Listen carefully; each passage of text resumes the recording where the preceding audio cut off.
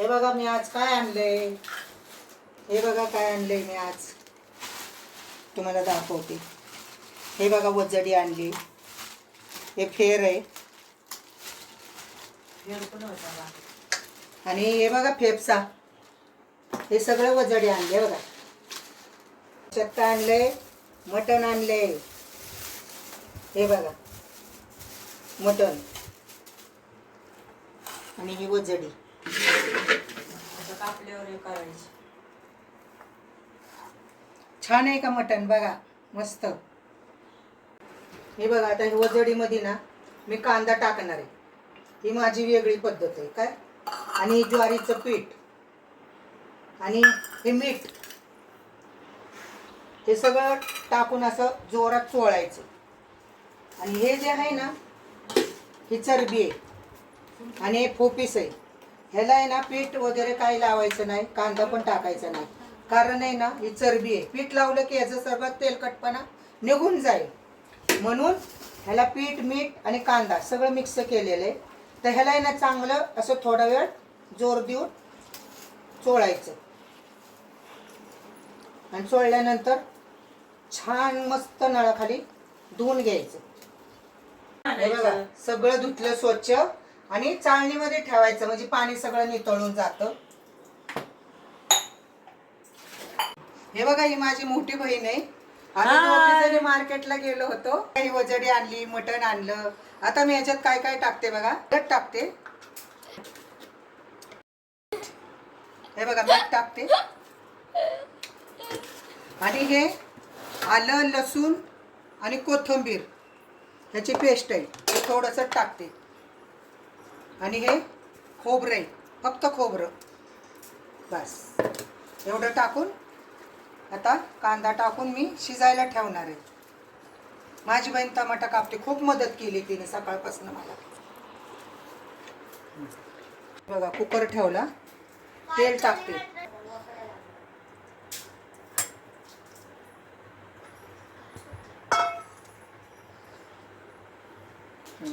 तेल टाकलं आता का किती टाकू? नको. टोमॅटो टाकत आहे.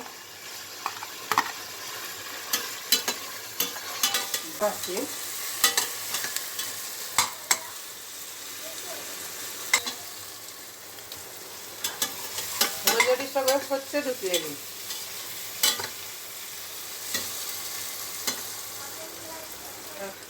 हे बघा आता वजडी टाकायला लागले.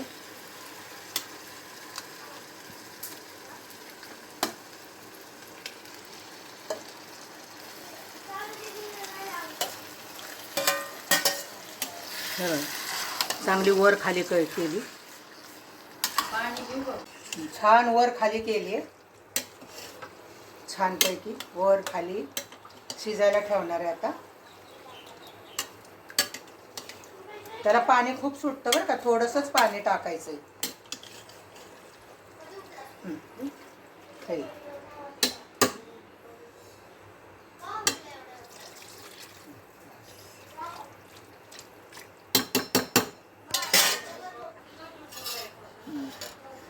झालं आता शिजायला ठेवलेलं आहे, नंतर दाखवते.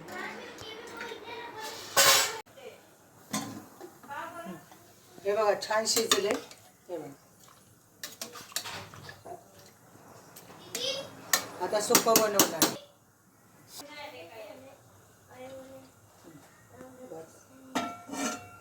तेल टाकले.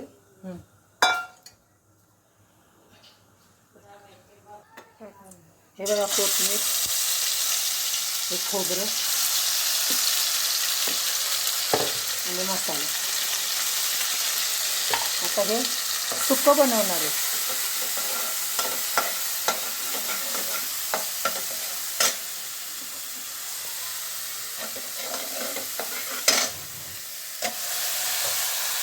वजडी टाकली.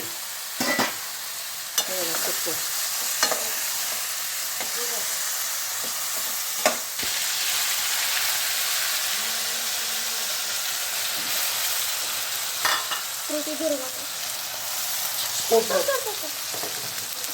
खोबरं टाकलं, कोथिंबीर, आलं आणि लसूण हे सगळं मिक्स करून टाकलं. वाटूनच ठेवलं होतं.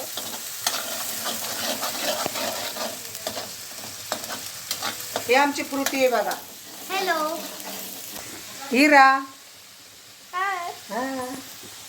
हे बघा कांदा लसूण मसाला, घरगुती मसाला आहे हा.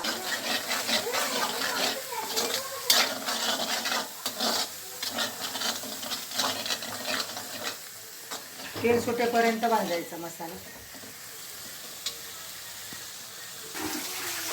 बघा ते बघा. झालं.